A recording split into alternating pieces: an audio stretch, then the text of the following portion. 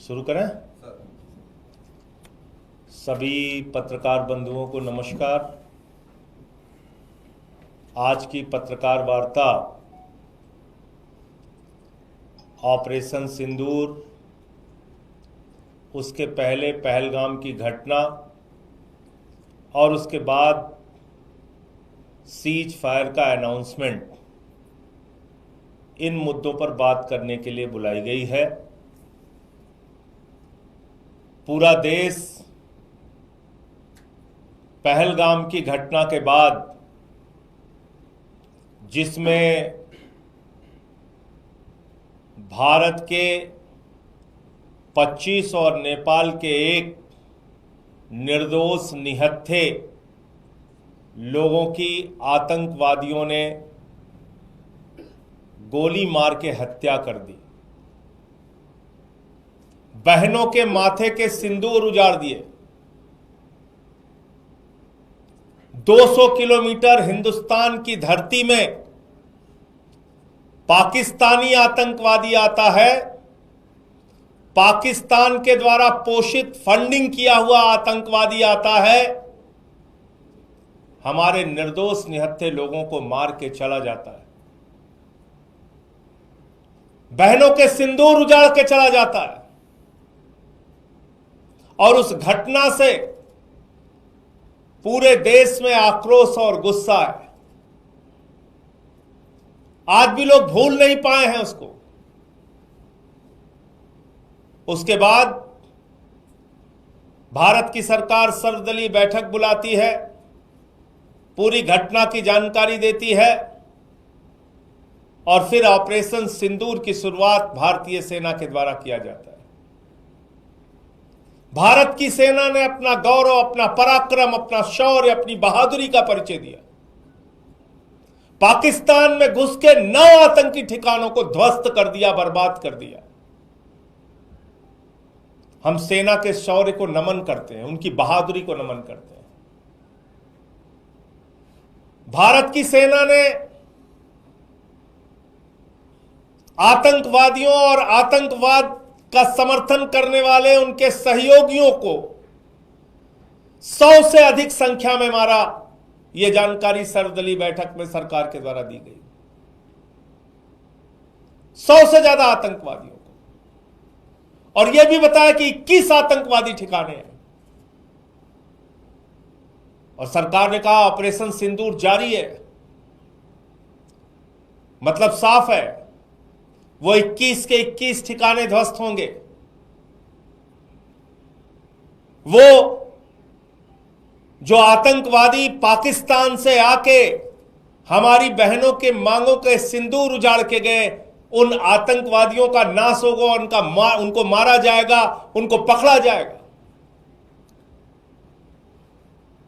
क्योंकि ऑपरेशन सिंदूर तो शुरू उस वजह से हुआ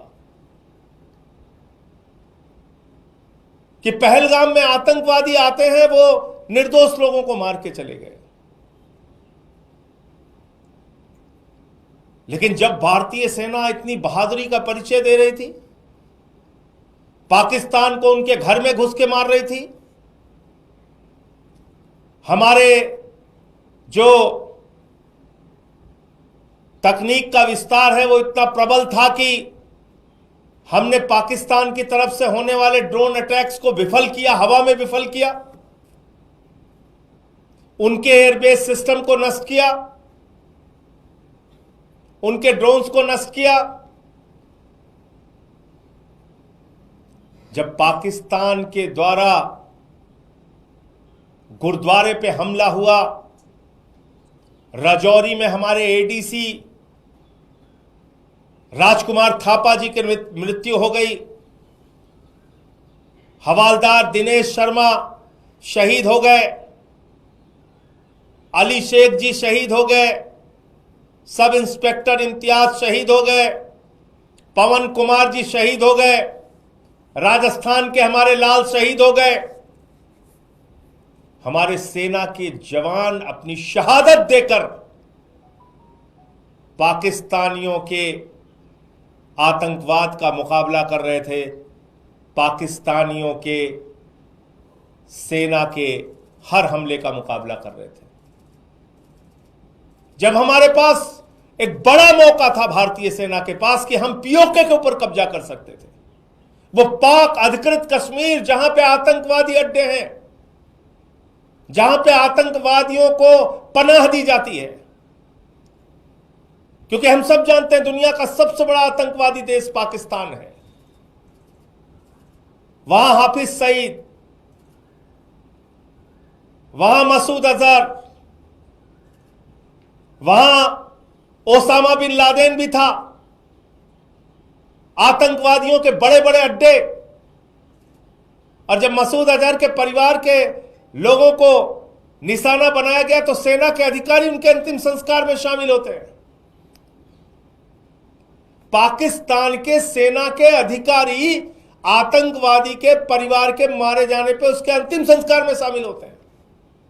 और अमेरिका के द्वारा प्रतिबंधित आतंकवादी वहां पे दिखता है।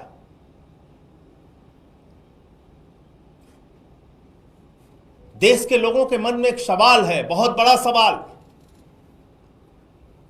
कि जब भारतीय सेना अपने शौर्य और पराक्रम का परिचय दे रही थी, इतनी बहादुरी से पाकिस्तान की सेना का मुकाबला कर रही थी, आतंकवादी अड्डों को नष्ट कर रही थी, पाक ऑक्यूपाइड हम कश्मीर पे हम कब्जा कर सकते थे, हम बलूचिस्तान में जो असंतोष है उसके कारण बलूचिस्तान को उनसे अलग कर सकते थे, उसी तरीके से जिस तरह से 1971 में बांग्लादेश को हमने अलग किया, 2 टुकड़े किए पाकिस्तान के। ऐसे समय में अमेरिका आपके सीज फायर डिक्लेयर कर रहा है। देश के लोगों के मन में सवाल है कि क्या यह 140 करोड़ हिंदुस्तानियों के स्वाभिमान और सम्मान के साथ खिलवाड़ नहीं? क्या यह भारत की संप्रभुता के साथ खिलवाड़ नहीं? क्या भारत जो दुनिया का सबसे बड़ा लोकतंत्र है उसके ऊपर अमेरिका की दादागिरी चलेगी? अमेरिका का दबाव चलेगा?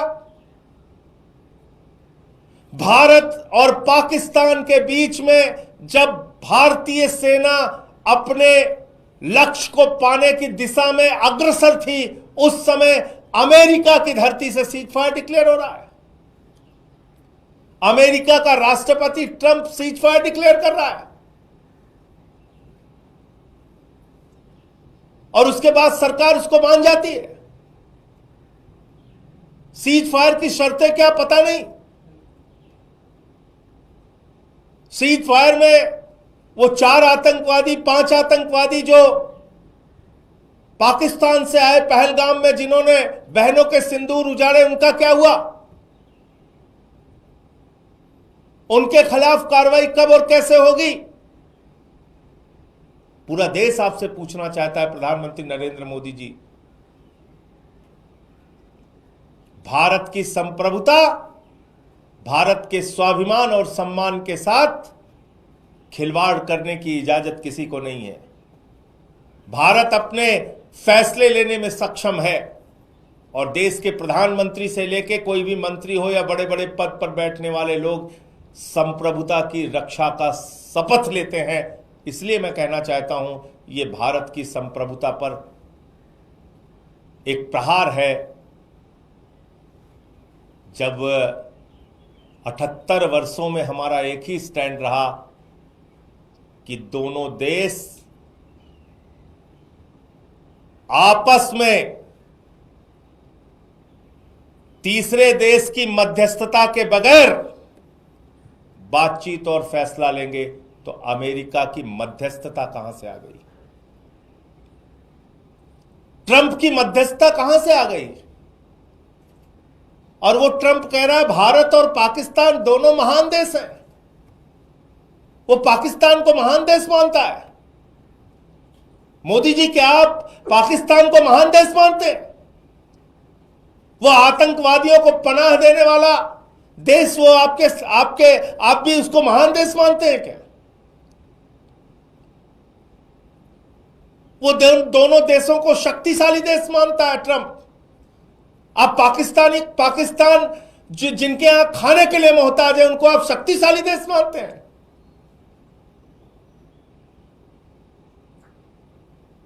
वो कह रहा है न्यूट्रल वेन्यू पे बातचीत होगी। किसने तय किया? कब तय हुआ? कहां यह फैसला हो गया?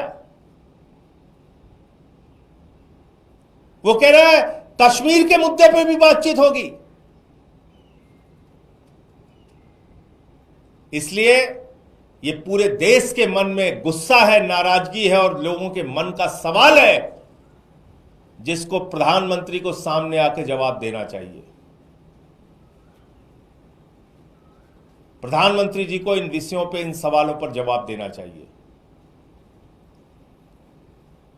अमेरिका कौन होता है हमारे फैसले? वो कह रहा है दोनों देशों के बीच में व्यापारिक संबंध स्थापित करेंगे।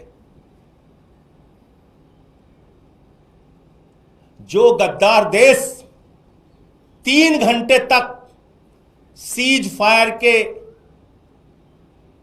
फायर का पालन नहीं कर सका, उस गद्दार देश से आप उम्मीद करते हैं आप वहां के साथ व्यापारिक संबंध स्थापित करेंगे अमेरिका के कहने पर?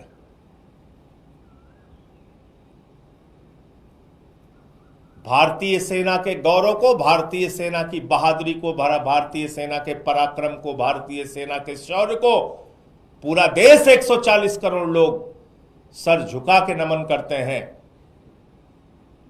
और जब हमारी सेना अपने लक्ष्य को प्राप्त करने के लिए, पीओके हासिल करने की दिशा में, बलूचिस्तान को अलग थलग करने की दिशा में आगे बढ़ रही थी, उस समय अमेरिका के कहने पे, ट्रंप के कहने पे ये सीज फायर किन परिस्थितियों में और किस दबाव में हुआ, पूरे देश को इस बात की जानकारी प्रधानमंत्री नरेंद्र मोदी जी को देनी चाहिए।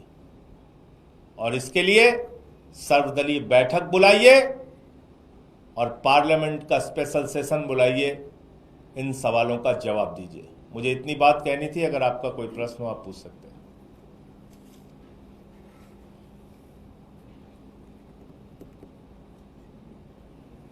Thank you.